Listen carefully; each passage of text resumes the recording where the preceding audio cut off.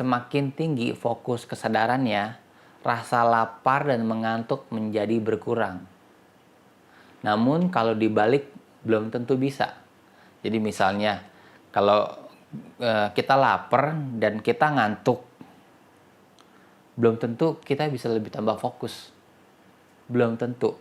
Tapi kalau kondisinya dibalik lagi, kita fokus banget, benar-benar sadar banget dengan apa yang kita kerjakan, apa yang kita amati, kita fokus banget, maka kadang perasaan lapar dan perasaan mengantuk itu menjadi berkurang atau seperti terlupakan. Ini kalimat yang benar-benar gue berusaha untuk mengingat dan memahaminya, karena itu cocok banget kalau bisa dipahami dan bisa dilaksanakan. Ini berguna banget ya buat menjalani kehidupan sehari-hari, khususnya buat para kaum pekerja yang jadwalnya padat banget, yang sibuk banget, yang harus beraktivitas secara fisik kesana kesini, dan itu pasti capek banget kan. Makanya yang gue dapet dari latihan dari sini adalah bukan hanya sekedar teori yang tadi, namun juga praktek. Jadi benar-benar powerful banget, yaitu semakin tinggi fokus kesadarannya, rasa lapar dan mengantuk menjadi berkurang.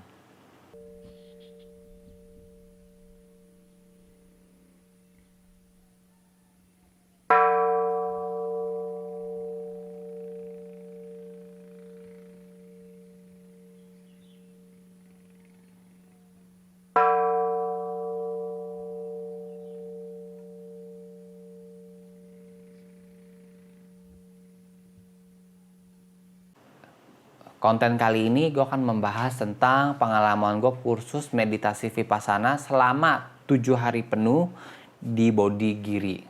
Bodigiri itu ada di Jawa Timur, tepatnya di Kota Blitar, dan khususnya lagi dia di dalam desa yang bernama Balerjo. Ngeliat gambarnya tuh, wah kayaknya nature banget, banyak tempat terbukanya, buat jalan tuh asik banget.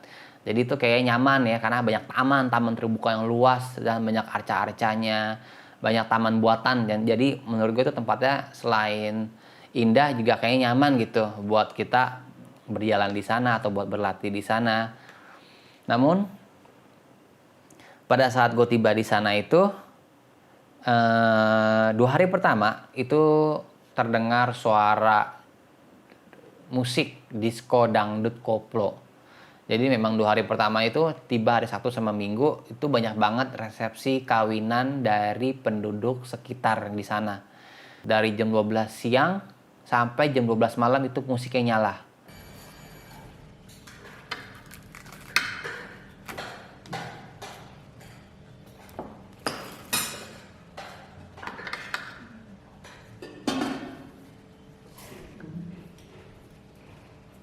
Tentang siapa? Oke, siapa yang bisa kursus di sini? Yang pasti, walaupun ini Bodigiri ini itu adalah sebuah wihara sekarang, nama dari wihara, dan bahkan pelatihan kursus meditasi ini juga langsung dibimbing oleh Bante atau biku, langsung dibimbing oleh Bante Utamo. Namun yang harus kalian tahu bahwa tempat ini tuh bebas. Jadi untuk agama apapun itu bebas. Jadi tidak diwajibkan untuk hanya khusus untuk umat Buddha. Pada saat pelatihan meditasinya sendiri pun nggak diwajibkan, bukan nggak diwajibkan, tapi memang tidak ada pembacaan seperti kitab suci, atau tidak ada seperti nyanyi-nyanyian khusus untuk Buddha, nggak ada kayak gitu. Untuk puji-pujian itu nggak ada. Bahkan ritual yang seperti kayak megang dupa atau nyalain lilin pun nggak ada di sana. Jadi benar-benar fokusnya pada diri kalian sendiri. Jadi mengamati diri kalian aja gitu. Hanya dengan jalan, duduk. Walaupun mungkin tempatnya itu banyak di pintu masuknya di tamannya ya, itu banyak kayak patung-patung Buddha atau arca-arca Buddha atau relief-reliefnya gitu, banyak kayak Buddha-Buddha Gautama, bangun dekoratif kan, mirip kan kayak Candi Borobudur arca-arcanya. Namun nggak ada yang Bahkan untuk nyembah untuk sujud diwajibkan sujud ke patung juga nggak ada di sana. Jadi benar-benar universal sih. Jadi benar-benar universal tempatnya, jadi agama apapun bisa masuk. Yang paling penting adalah pertama tekadnya harus kuat dan sudah pasti tidak cocok bagi pemula. Harus bisa bahasa Indonesia ya, karena tempatnya ini khusus memang buat orang Indo aja sih. Dan kapan tempat ini dibuka untuk peserta umum? Biasanya setiap tahun tempat ini dibuka untuk umum selama 3 bulan saja. Itu mulai dari bulan apa ya? Mulai dari Agustus, September, dan Oktober. Jadi tempat ini dibuka untuk selama 3 bulan dan dalam kondisi musim kemarau ya. Jadi nggak terlalu banyak hujan karena kan di sana tempatnya lebih banyak areal terbukanya. Jadi lebih cocok memang pada saat musim kemarau sih.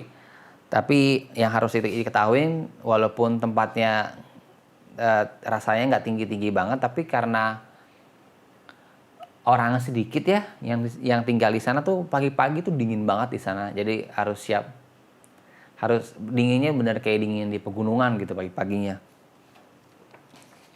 Jadi kalau mau daftar pun ya harus sebulan sebelumnya seperti biasa, dan tempatnya terbatas di sini karena kamar-kamarnya untuk mungkin tempatnya memang luas, tapi kamar-kamar untuk para pesertanya memang dibatasin sih.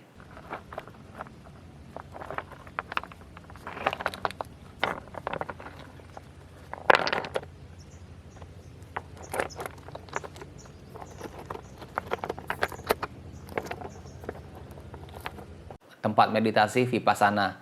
Dan ada 2 teknik yang sangat dikedepankan di sini. Teknik pertama adalah meditasi jalan, yang kedua adalah meditasi duduk.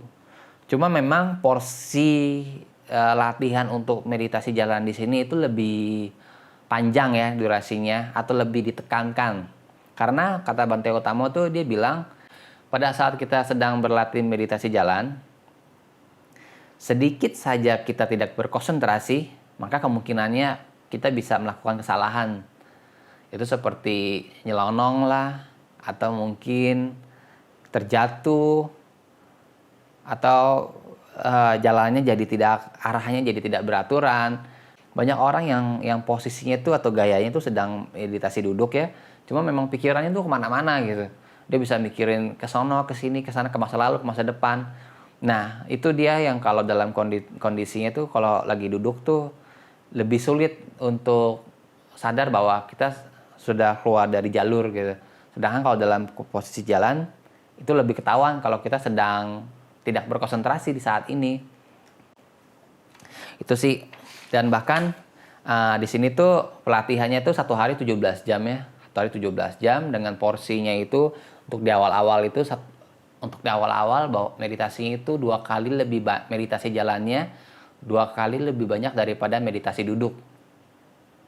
Jadi memang kakinya harus fit banget ya awal-awal sih. Dan bahkan waktu tidurnya juga cuma 3 jam sehari. Dengan tidur 3 jam sehari selama 1 minggu, wah itu memang dengernya juga udah ngeri ya. Bagi yang belum coba sih. Terus memang kalau selama 17 jam itu belum menyelesaikan meditasinya, itu tidak diperbolehkan untuk tidur di dalam kamar. Jadi memang kita diharusin selesai gitu. Diharusin menyelesaikan meditasinya, dan setiap pelatihan meditasi itu dicatat di buku kecil. Itu kita catat timernya mulai jam berapa, selesai jam berapa. Dan apa yang kita lakukan itu harus dicatat, nanti ada yang nanti dicek sama Bante gitu. Dengan waktu yang sangat padat, jadi kayaknya nggak mungkin bisa main-main ya. Dan mengapa gitu? Mengapa latihan di sini? Karena bagi mereka yang mau lebih serius untuk berlatih meditasi, mungkin tempat ini cocok. Karena kita selain berlatih meditasi juga yang arti singkatnya selain melatih keterampilan berpikir, kita juga berlatih untuk disiplin di sini. Karena pada saat latihan meditasi ini itu kita berlatih sendiri.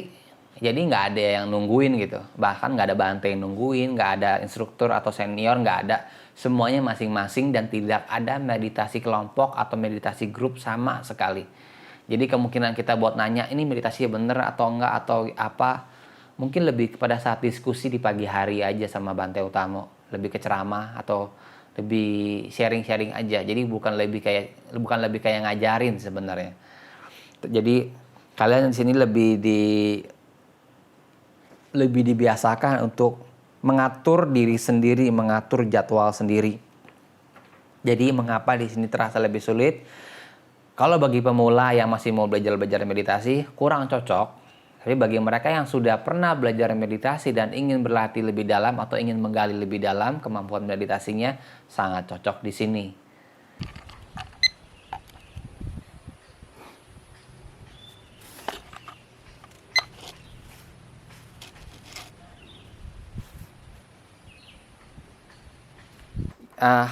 Jadi bagaimana perasaan atau bagaimana pengalaman meditasi di sini? Jadi yang paling pertama dua kata yang mungkin bisa kalian tahu. Pertama adalah pegel kakinya karena lebih banyak berdiri ya. Dan yang kedua itu ngantuk. Wah itu kadang-kadang ngantuk banget, bahkan pada saat karena kita kondisinya satu hari tidur terlelap itu hanya 3 jam ya. Jadi itu baru nyentuh kasur tuh langsung tidur pasti deh. Kayaknya itu udah ngantuk banget, benar-benar ngantuk. Jadi nggak tunggu-tungguan mau tidur tuh nggak nunggu ngantuk, udah langsung ngantuk pasti karena kurang tidur. Ya itu sih pengalaman gue berlatih meditasi di sana selama 7 hari penuh. Dan di sana gue berangkat sendirian, nggak ada yang nemenin siapapun. Dan bahkan gue pribadi juga nggak pernah ketemu Bante Utamo sebelumnya. Jadi modal nekat aja, semua daftar online.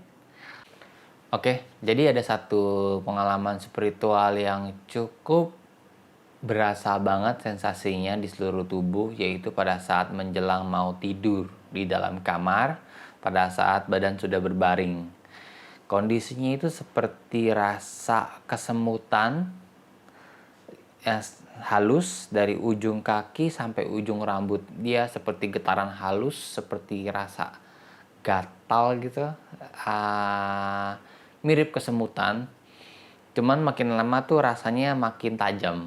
Jadi dan itu muncul begitu saja secara perlahan dan gue juga kaget dan gue berusaha buat untuk bangun dari tempat tidur. Cuman terasa sulit ya karena ada perasaan khawatir itu. Karena perasaannya itu semakin lama semakin kencang getaran yang gue rasakan. Jadi kesemutannya itu tadinya halus makin lama makin kencang. Dan gue berusaha untuk bangun dari tempat tidur itu agak sulit, kayak semacam sleep paralysis. Cuman akhirnya ya gue berusaha untuk menggetarkan tubuh gue dengan getaran buatan, yaitu gue berusaha kayak ngeluarin suara gitu. Jadi seperti suara om gitu, jadi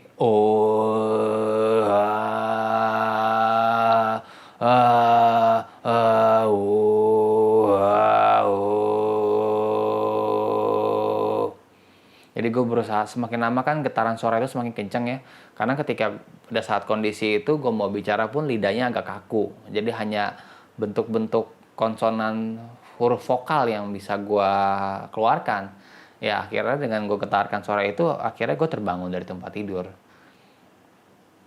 Dan di pagi harinya pada saat sesi ceramah, gue nanya sama Bante, ya itu kejadian apa seperti itu. Jawabannya cuma satu sih, katanya tubuh sedang membengkeli. Jadi kondisi tubuh gue ini sedang diperbaiki pada saat itu gitu. Dan dia juga nyaranin sebenarnya harusnya gue jangan bereaksi ya, jangan membuat suara getaran lagi, suara getaran buatan tadi gitu. Jadi seperti kayak orang nyigo gitu pada saat tidur. Intinya sih hanya untuk diamati, cuman ya gimana ya, nggak terbiasa juga karena perasaannya semakin lama semakin nggak enak gitu, rasa kesemutannya. Ya udah, jadi gue berusaha untuk bangun gitu.